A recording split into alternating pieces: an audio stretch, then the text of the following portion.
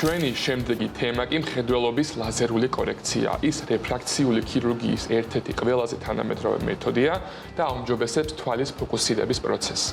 ამ დროს სპეციალური ლაზერის მეშვეობით იცვლება რქოვანას, თვალის წინა გამჭვირვალე ნაწილის ფორმა, რომელიც გადატეხს სინათლეს და მკაფიო ხედველზეა პასუხისმგებელი. ლაზერული კორექციის შემდეგ პაციენტებს აღუდგებათ მხედველობა და აღარ სჭირდებათ სათვალის ან ლინზების გამოყენება. New Hospital-ი ერთადერთი კლინიკაა საქართველოში, რომელიც პაციენტებს თავაზობს 9 ტიპის პერსონალიზებულ ლაზერულ მკურნალობას და აერთიანებს ორ დამოუკიდებელ რეფრაქციული ქირურგიის სივრცეს. ოფთალმოლოგიის ეროვნულ ცენტრში პროცედურები ტარდება მსოფლიოში წამყვანი ბრენდების, ცაისის და შვინდის უახლესი თაობის ტექნოლოგიებით, რაც უზრუნველყოფს მაქსიმალურ სიზუსტეს, უსაფრთხოებას და მაღალი ხარისხის შედეგს. დღეს ჩვენი სტუმარია მედიცინის დოქტორი New Hospital-ის ოფთალმოქირურგი მარიამ გოლოვაჩოვა. მარიამ, მოგესალმებით. დიდი მადლობა, რომ ამ თემაზე საუბრის საშუალება მოგვეცით. ძალიან გვაინტერესებს და პირდაპირ კითხვით გადმოვალ, ვისთვის არის ეს პროცედურა განკუთვნილი და როგორ გამოიყენება? რა არის ასე ვთქვათ ჯგუფი, რომელსაც იყენებთ ძირითადად? მოგესალმებით, მადლობა მოწვევისთვის. მხედველობის ლაზერული კორექციის საჭიროება აქვთ პაციენტებს, ადამიანებს, ვინც ატარებენ სათვალეს. ანუ აქვთ რეფრაქციული ანომალია, ეს არის შორსმხედველობა, ახლომხედველობა და ასტიგმატიზმი. ნორმაში რქოვანა და ბროლი არის სფერული და სინათლის სხივები გარდატყდება და პროეცირდება ბადურაზე, მაგრამ მაგალითად მიოპიის შემთხვევაში, ანუ ახლომხედველობის შემთხვევაში ისინი პროეცირდება ბადურის წინ, შორსმხედველობის შემთხვევაში, ჰიპერმეტროპიის შემთხვევაში ბადურის უკან და ასტიგმატიზმის შემთხვევაში სხვადასხვა წერტილში. სწორედ ამ დარღვევის შესწორება ხდება და მორგება თითოეული პაციენტისთვის ინდივიდუალურად რეფრაქციული ქირურგიის საშუალებით. ანუ ადამიანი, ვინც ატარებს სათვალეს და ლინზას, ემშვიდობება სამუდამოდ. თუმცა ეს არის არჩევის ოპერაცია და ეს არ არის ასე ვთქვათ, ექიმის მხრიდან ჩვენება. ვისაც სურს, იკეთებს მხოლოდ იმ შემთხვევაში. მე თავად ვამატარებ სათვალეს და ბევრი ჩემი გასნობი და მეგობარი, თუმცა განსხვავდება ყველას ვთქვათ მინუსი და რეფრაქციული პრობლემები, ხო?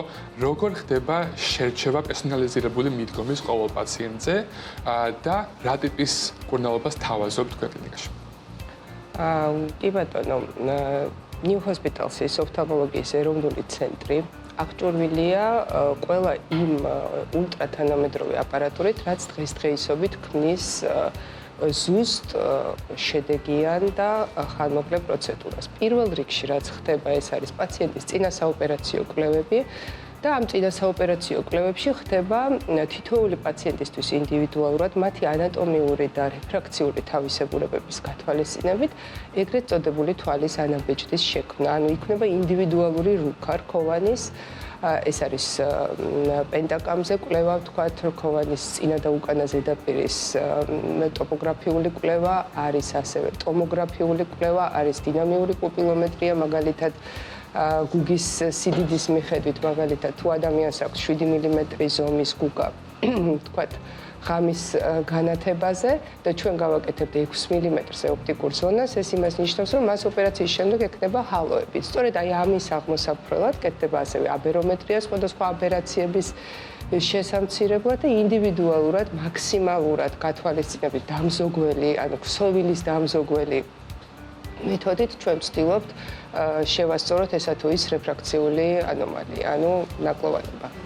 ჩვენ ხშირად ვსაუბრობთ მედსკრიპტუმში თანამედროვე ტექნოლოგიებზე და სულცდილობთ, რომ თანამედროვე მიღწევებზე მედიცინაში ვისაუბროთ ხოლმე და მეტი გავაგებინოთ მაყურებელს. მაინტერესებს აი თანამედროვე ტექნოლოგიების განვითარება, აი ლაზერულ კორექციაში რამდენად მნიშვნელოვანი არის და რა ხარისხზე როგორ აისახება? რა თქმა უნდა, მთავარი არის რეფრაქციულ ქირურგიაში ის ულტრათანამედროვე უახლესი ტექნოლოგია და აპარატურა, ანუ აღჭურვილობა, რაც საშუალებას გვაძლევს შევასრულოთ ესა თუ ის რეფრაქციული ქირურგიული манипуляция ნაკლებად საზიანო პაციენტისთვის, ანუ ფაქტიურად რისკების გარეშე. ჩვენი კლინიკა აღჭურვილია შვინდის და ცაისის უახლესი მაღალტექნოლოგიური ორი პლატფორმით, რაც არის ერთადერთი საქართველოში.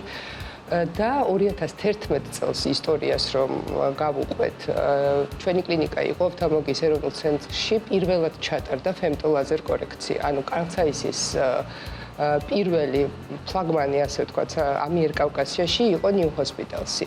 ამ ეტაპზე შვინდიც არის პირველი და ჩვენ ვართ პირველები, სადაც არის შვინდიც და კალცაისიც და შესაბამისად ყველა ის ულტრათანამედროვე რეფრაქციული ოპერაცია იქნება ეს რქოვანი სანათალით, ანუ ფლეპის წარმოქმნით, ფლეპლეს, ანუ ლენტიკულის ექსტრაქციით, ნაკლებად ინვაზიური ჩარევა, ტრანსპიარქეი, ტრანსპიტიკეი, ანუ ყველა ტიპის რეფრაქციული მანიპულაციის ჩატარების საშუალება გვაქვს და ეს უკვე დამოკიდებულია იმაზე, თუ რა მოთხოვნილება აქვს პაციენტს, რა მაჩვენებლები აქვს, რა ანატომიური თავისებურება აქვს, რომ ჩვენ შევურჩიოთ მას ინდივიდუალურად ზუსტად ის პროცედურა, რომელიც იქნება მისთვის აბსოლუტურად რისკის გარეშე და იქნება შედეგიანი.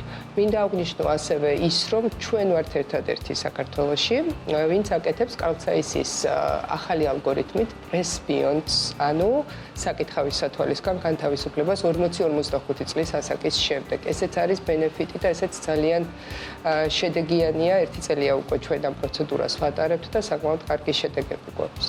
რაც მაინტერესებს არის რა ტიპის რეფრაქციული პრობლემიდან, ანუ რა მინუსიდან, ასე რომ ვთქვათ, შეგვიძლია ამ ქირურგიულ ჩარევას მიმართავთ და რა ასაკობრივი ზღვარი არსებობს, როგორც დაწყებაში, ასევე რაცა სრული ასაკი, რომელზეც ამათაც უკვე აღარ ტარდება ეს ოპერაცია.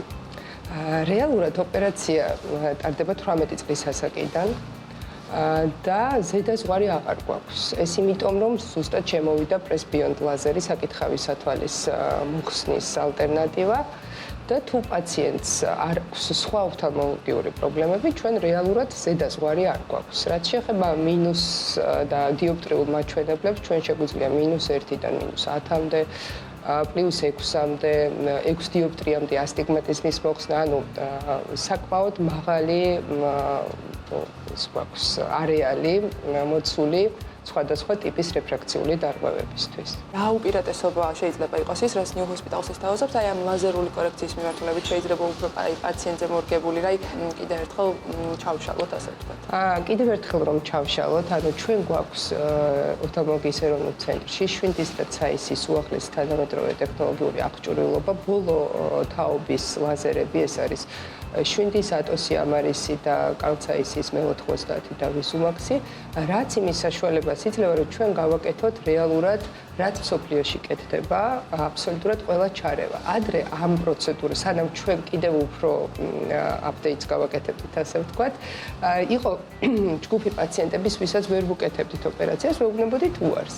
რეალურად ეხლა ჩვენ მაგით გვაქვს, ასე ვთქვათ, ეგ ბენეფიტი გვაქვს, რომ მთელი რქოვანის შემთხვევაშიც, ანუ საკმაოდ რთული რეფრაქციული ანომალიის შემთხვევაშიც ჩვენ უარს პაციენტს რეალურად აღარ ვეუბნებით, თუ არ არის რაიმე ისეთი წინააღმდეგ ჩვენება, რაც საერთაშორისო პროტოკოლებით არის გათვალისწინებული. რამდენად გამზოგელი ოპერაცია არის ლაზერული კორექცია მხედველობის და რამდენ ხანში უკვე აღუდგება მხედველობა პაციენტებს შემდგომ? როგორია რეაბილიტაციის კურსი, ასე ვთქვათ?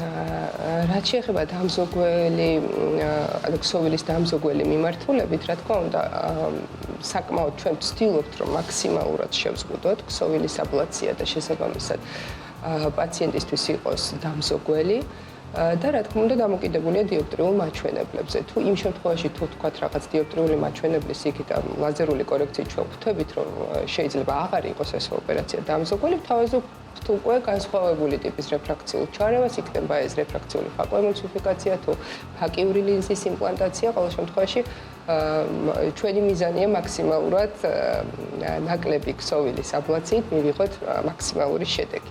რაც შეეხება რეაბილიტაციას, თვითონ პროცედურა გრძელდება მხოლოდ რამოდენიმე წამი და 3-4 საათის განმავლობაში პაციენტს აქვს დისკომფორტი, დაბინდული მხედველობა შეშუპების გამო, თუმცა ფაქტიურად 24 საათში იღებს შედეგს და ეს შედეგი არის ხანგრძლივი, თითქმის მთელი ცხოვრების განმავლობაში. თუმცა დავამატებდი, რომ პრესბიონდ ლაზერის შემთხვევაში, როდესაც საკითხავს სათვალეს ხსნით, ხშირად აქვთ პაციენტებს კითხვები, რომ თქვათ, 10 წლის შემდეგ რა იქნება.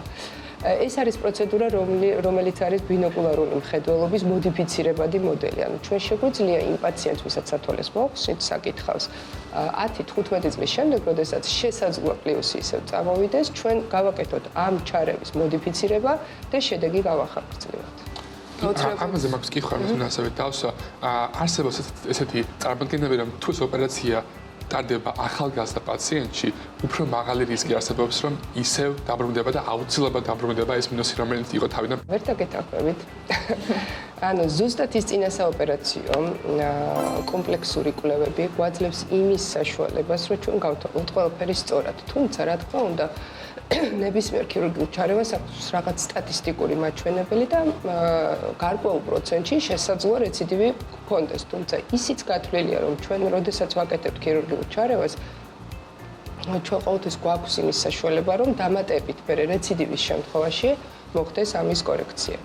და ბოლოს უნდა ვიკითხო უცებად რეკომენდაციები, ვიც ახლა გაიარა, ასე ვთქვათ, ლაზერული კორექციის პროცედურა. რას ურჩევდით მათ? რა არის ის, რაც აუცილებლად უნდა გააკეთონ და რამე ისეთი შეზღუდვა ხო არ აქვთ, როგორც არ შეიძლება რომ მოიქცნენ, როდესაც ამის რეაბილიტაციას გადიან. რეალურად რეაბილიტაცია ძალიან მარტივია. მეორე დღიდან პაციენტი უბრუნდება ფიზიკურ და მხედველობით აქტივობას. ერთადერთი მაინც შედარებით შეზღუდვა არის, ვთქვათ, 2 კვირის განმავლობაში აუზის სიარულისგან, ზღვაზე დასვენებისგან, პირდაპირ ულტრაისფერის სხივები და მტვიანი გარემო. ეს არის ერთადერთი, რაც მაქსიმალურად უნდა ვეცადოთ, რომ მოვარიდოთ პირველი რამოდენიმე დღის განმავლობაში. ძალიან დიდი მადლობა, ძალიან საინტერესო სიახლისთვის და წარმატებებს გისურვებთ თქვენს, ასე ვთქვათ, ამ ძალიან ინოვაციურ მადლობა თქვენს ასევე. დავფიქრდი, მე ხომ არ გადავწყვეტე, რომ ეს ნაბიჯი გადავდგა და გავკეთე ეს ოპერაცია. უგმესი მადლობა. მადლობა თქვენ მოწვევისთვის.